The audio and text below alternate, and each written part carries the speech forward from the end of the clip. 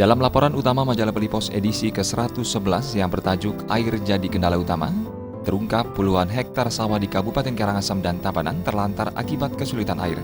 Adapun penyebab kesulitan air yaitu musim kemarau, saluran irigasi terganggu pembangunan perumahan, dan sumber-sumber air disedot untuk kebutuhan PDAM. Kondisi serupa juga terjadi di kabupaten kota lain di Bali. Para petani hanya bisa berharap hujan segera turun. Sementara dalam laporan utama lain yang bertajuk Padi Bali Jangan Sampai Tak Ada Lagi, seorang petani sekaligus pekase Subak Belong bernama Iwayan Budiana mengembangkan padi Bali di Subak Belong, Pejeng, Gianyar. Bantuan bibit padi Bali diperoleh Wayan Budiana dari Perseraman Terukan, dan bibit-bibit itu ditanam di areal sawah seluas 27,5 are. Hasil panennya ternyata sungguh mengembirakan, yang mencapai 3,85 ton.